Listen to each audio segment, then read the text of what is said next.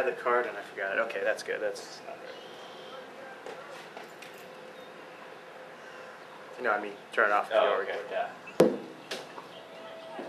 Is all the breakers anybody do? Yeah. There are people in there. Oh, are they? Yeah. Yeah. Despite appearance. You're all here for... Here to talk to John Kiseda. Okay. There he is. We are now open for business. There's a film crew for I know, you. come on in. How you doing? I'm fine, thanks. Oops. Get this out here. You guys doing okay today? Mm-hmm. Good.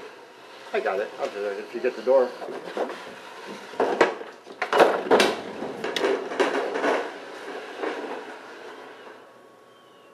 How are you, Ryan? Good.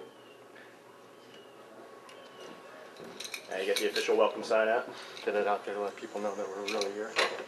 How have you been? Good. Good. How's everything going here? Doing okay. Keeping kind of busy, but that's good. That's good. That's real good. Complain about that, yeah. In fact, I just had a call from a lady. Down here for a bit. Let's go over there. It's even nicer. It's later. Let me get a lane started here this morning, maybe a little bit, and then we can sit down a little bit more. But some lady who just found out about our worm bins of all things. Mm-hmm. A younger woman, it sounds like. She wants to bring, she goes, but I've got my kids. Can they come too? And I'm going, sure. And I think they'd love to put their hands in the worms and get them going. But she wants to be able to create a worm bin, just to do something more. That's great. So it's, you know, it's those people one at a time. That's how I count my successes, is just trying to meet those one-on-one folks. So That's really what it's quality, all about, not too. quantity. Huh? So. Because I mean, you can go out there and you can do all the mass media stuff, but until you actually get people involved on an individual basis, you know. That old saying, not that I'm strictly or religious or whatever, but what is it? You give them a fish, they'll eat for a day. You teach them to fish, they eat forever. So I think that's a good policy to have with people. Yeah, absolutely. People want to learn. I mean, you know that old statement about people aren't, you know, I'm not a teacher. Well, everybody's a teacher, you know, so I think everybody wants to learn a little bit more too. And I think that's what's kind of important, is listening, as you're probably aware, listening to people and trying to see how you can work in their concerns and questions and solutions to things. So that's what we try to do here, is just try to do those one-on-ones. Some of our programs here, obviously, within Parks and Recreation, are measured on, we have what we call units of service, which means, you know, every person we come in contact with. But for me, so what we try to do is, obviously, the more units of service you have, maybe the better job you're doing. But I think they see with the environmental aspect of things, again, these one-on-one meetings are kind of important, because, again, I could be talking to a homeowner association's president, and that one person that I spent time with today will take it back, and we'll talk to a couple hundred people back in their association, and then those people will make changes because of the time I spent. So you know, it's kind of hard to put square people in a round peg or whatever, as they say too. So, but let's back it up for a second. What we're doing here with the camera is, you know, we take all the raw footage and we put it online, and then we'll actually cut together something short. Sure. What I had in mind, there's a couple things I want to address with you today. Okay. Number one, I wanted to do some stuff for a video where I want to talk about what you do at the Parks and Recreation Service. You can show us around the grounds a little bit, talk about ways that people can serve. And then the other thing that I want to do is I want to talk to you about, and I don't want to get you into trouble or anything, so feel free to be as general about this as you want.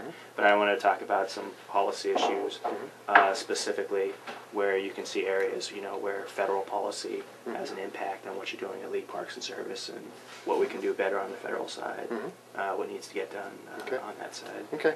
Yeah, I'll be honest with you. Yeah. Okay, great. Yeah.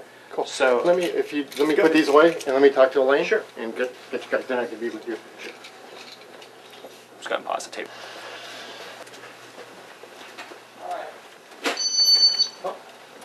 Coming and going. Sneaking in, huh? Yeah.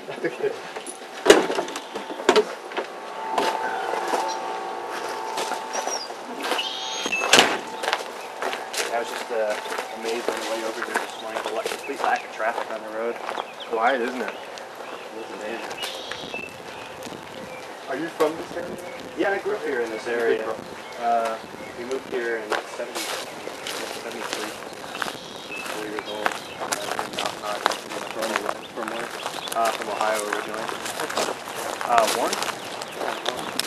I lived in Cleveland for a number of years. I don't know which way is better for the camera. Come over you here. direct us and tell us what. Figure out what's best. I know the sun's back here. Back here. So. Yeah, I can sit over there on the other side. Yeah, because I was thinking if we get this in the background. Oh, okay. Okay. Yeah, that'd be okay. That can be okay. Okay.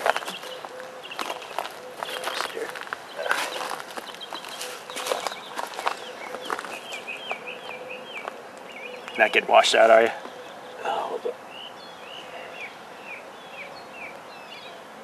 No, well, yeah, we are. The background is, yeah, I can't see you. Uh-uh. Yeah. Okay, we'll do it on this side. Just go ahead and sit over here then. That'll work. There we go. Good. Come around this. Okay. Do it on this side. There we go. Sound level good? Sound level's good, yeah. Good. So you know when you're set. All right. We actually shoot so much stuff on the fly. We're always walking around, and just it's not a problem. Okay, let's start off. Tell us your name, tell us what you do here, and tell us a little bit about your job here. I'm John Kiseda. I work for Lee County Parks and Recreation as the Environmental Education Program Coordinator. Basically what that means is that I work with our staff to establish policy on environmental issues both within our department and within the county.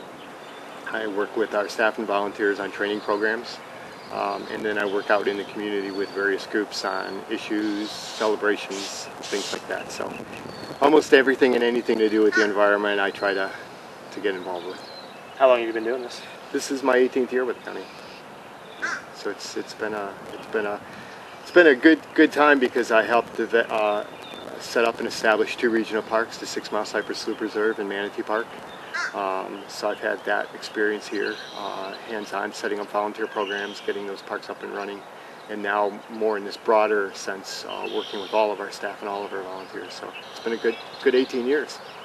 In the 18 years that you've been working here, have you seen a shift in environmental awareness and how people approach these issues? Very much, both within and without our department. Staff, I could remember early on when I started bringing up issues of recycling, I think it was just like, and it parallels with the public. I think people used to, and that's such a basic issue here, recycling, but back then I could remember how they just saw it as being a hassle. They saw it as being extra work, and it isn't. I mean, you have a product and you have to make a choice, and that's basically what I try to give people, that idea that they're making a choice. You throw it in a trash can or you put it in a recycling can, and so it's not extra work. And so that attitude has changed, and now I think people are understanding that better, both staff and the public, and since then we've made tremendous gains both with our staff policies and with the public.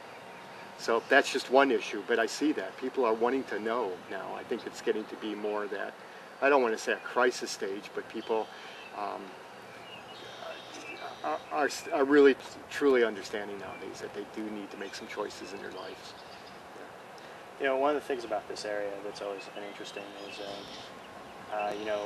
you could say politically that this is kind of traditionally a conservative area, but because this area for tourism and everything is so dependent on the environment, there's always been a really positive awareness about environmental issues.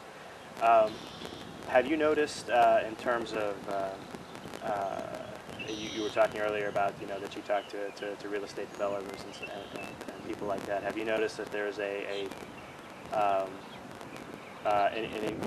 increased level of awareness on the business level and on the government level? Yeah, there is. A couple thoughts on that. I think, again, speaking in generalities, I think the business community is finding out that it makes good business practices to be more green or environmentally aware because, number one, it's saving money. They've actually now made that correlation between the recycling, for instance. If you're just throwing your trash away, that's a direct expense to you. if you're recycling, you could possibly recoup some of that money that you were normally wasting by just throwing it away. So, and that's fine with me as an environmentalist. That's okay. You know, I think they also realize that it's a good thing for the earth then too to be recycling, and therefore then they could take the next step to their customers and saying, okay, look, we are trying to do our best job now. It saves us money, but we're trying to do the right thing. And I'm feeling and I'm seeing that more and more people are doing that, not only from the cost saving, but from that heart, because people are being more aware. You brought up the whole idea of tourism again, which is extremely important to us. And I was on the founding committee here in Lee County to set up what we now call the Society for Ethical Ecotourism in Southwest Florida. And that was mainly geared towards the ecotour operators in our area to get them to understand those principles of true ecotourism. And again, the same thing is happening with them. I think I found out that most of those folks that joined us early on with the Society for Ethical Ecotourism were trying to do it from the heart, but now they're seeing it as business people that they're saving money again. So, you know, the two go hand in hand, and that's fine. That's what I think the environmentalists were saying all along. And so now it's just becoming more common day practice with folks. The real estate agencies know that it's good business to have your homes next to green spaces. It keeps those people happy. It makes your prices, the value of your houses to go up, having green space around you. So everybody's seeing it, and I think they're making those choices. Yeah, that's one of the things, you know, one of the points that I'm trying to get across to people is that, and again, this is a shift that I think is happening across the board, but it's important for people to get out of this mindset that it's a question of being environmentally sound or the economy. It's not an either-or situation. It's not any longer. And as I said, people are seeing that, even down to the homeowners.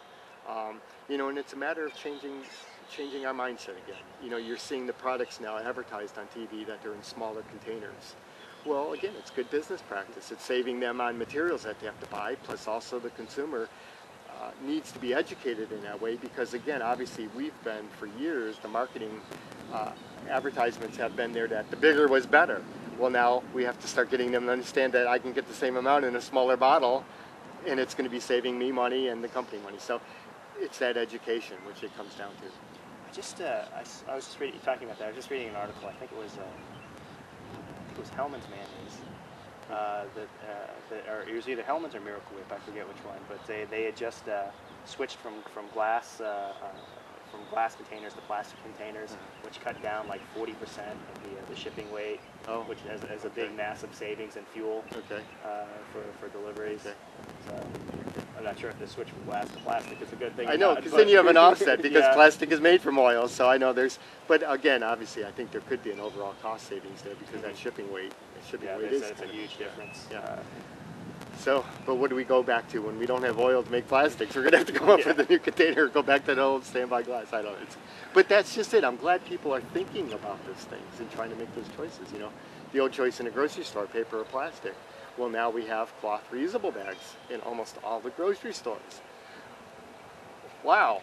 You know, where did that come from finally? It's like, yes, people are finding that it's, you know, the grocery stores are dealing with it okay, and you know, the customers are happy to have it, so that's great. It's, again, education. Yeah, I think one of the things that we really need to move away from, I think one of the things that kills us on the consumer level is the disposable culture. Yeah, Everything coming in disposable containers, disposable pens, you know, this idea of disposability. I mean, the cloth bags are a perfect example. Yeah. I mean, how inconvenient is it to have, you know, 4 or 5 bags if you just keep permanently have them in your trunk and go grocery shopping? And you use them. Yeah. What's the deal with that? Well, that's one of the little things now, speaking about that. Excuse me, 1 second. I'm sorry, can you come around this way? The sun is... Okay, come around on this side.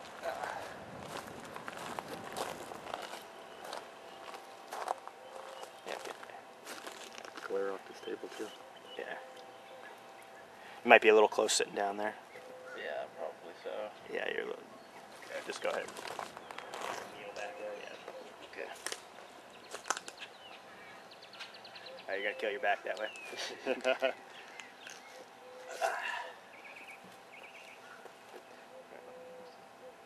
About here. About halfway in between us.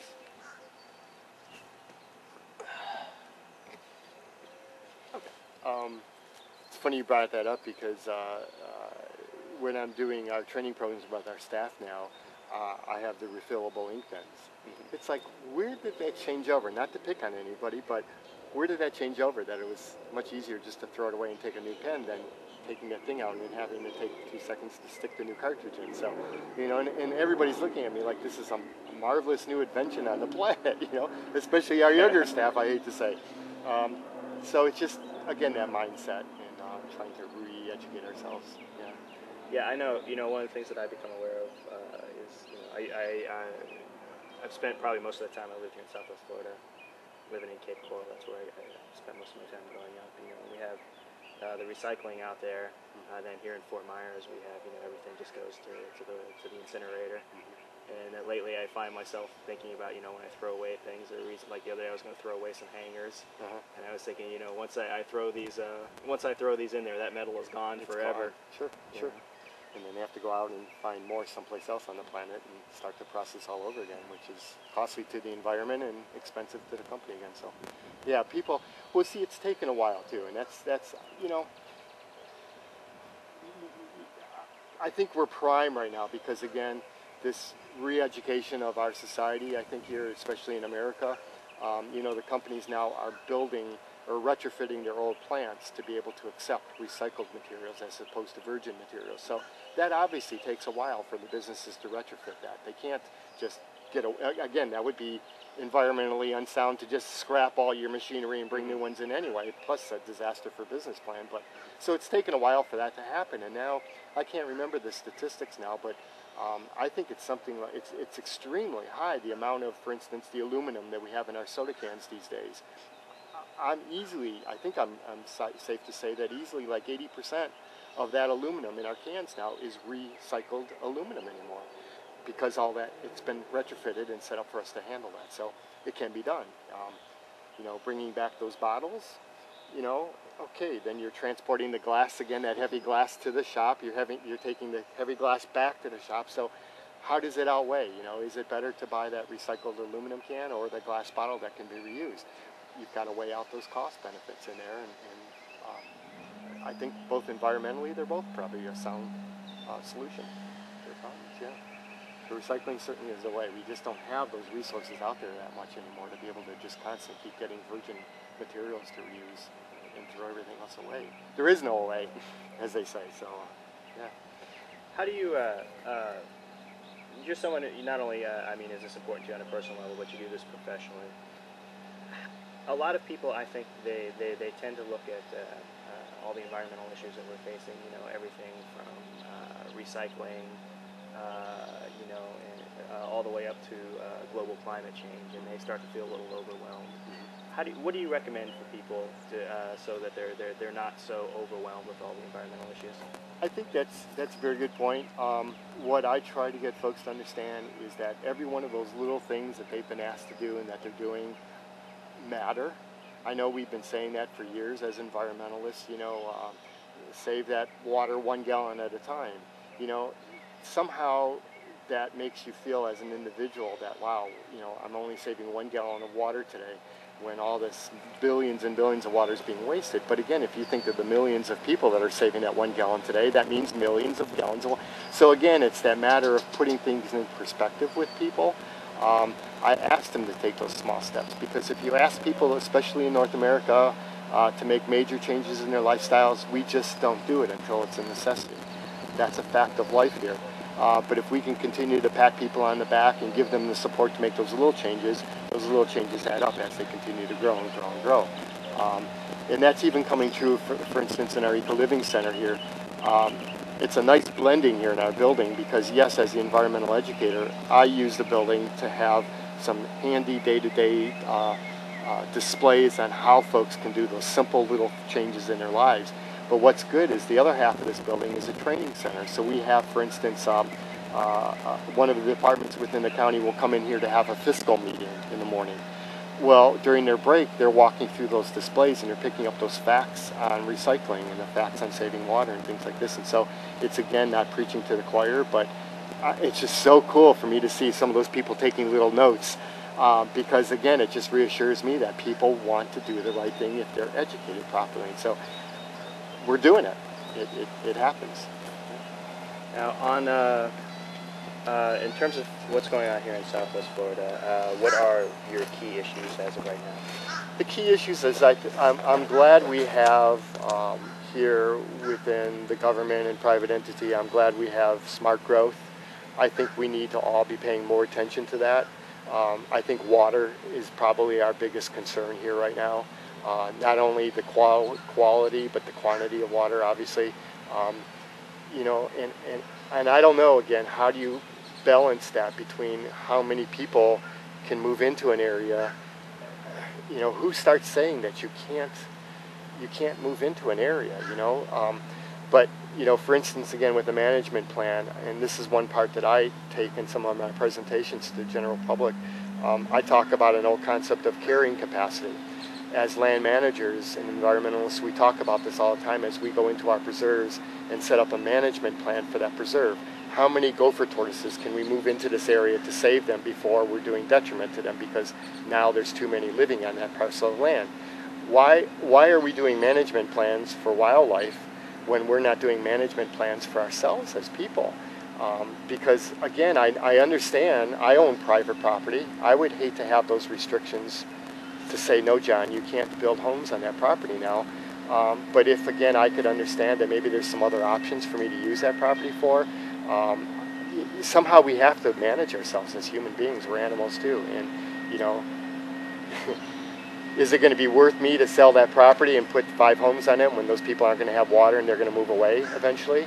I mean, it's coming down to that now. So I think water is should be our biggest concerns. Again, the quantity of water and how we use it, and also the quality of it. The use of fertilizers and the other pollutants that are going into our water source. It's phenomenal. And we can all stop that today.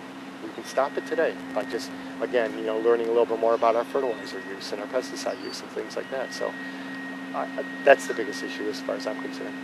Let's talk about that a little more, because I mean one of the issues that I think a lot of people don't recognize necessarily as having human causes are you know, the issues with the red tide and that sort of thing. And talk about how that's related to what's going on in Okeechobee and the Caloosahatchee and the watersheds here. Well, see, again, here we are. Well, you've got a number of issues with that. The whole Okeechobee, Caloosahatchee. You know, again, there we are managing water, but we're not managing it properly. You've got a number of issues there where, again, we either have too much water coming down the Caloosahatchee or too little water possibly coming down, so then you start getting salt intrusion. So that's one issue, management of the water. But the prime concern that I have, and again, I talk with our residents, you know, the property owners here, we're the largest landowners here in Southwest Florida, you and me as individual property owners. The biggest source of water pollution in the state of Florida is us landowners. So again, there we have immediate, there's where I'm saying we have the immediate way to work with some of these solutions. And that's why I really applaud all the public and the legislatures recently who passed the fertilizer ordinance here in Linn County, for instance. It's not saying you can't utilize fertilizer. It's, again, educating people on the proper use of fertilizer. And not fertilizing all the way up to the end of a water body, because again, you've got sheet flow of water across your lawn, which means all that 50% of that fertilizer is going to end up in this body of water here. And then you're going to have a second problem of putting fertilizer in the water and having all this aquatic growth.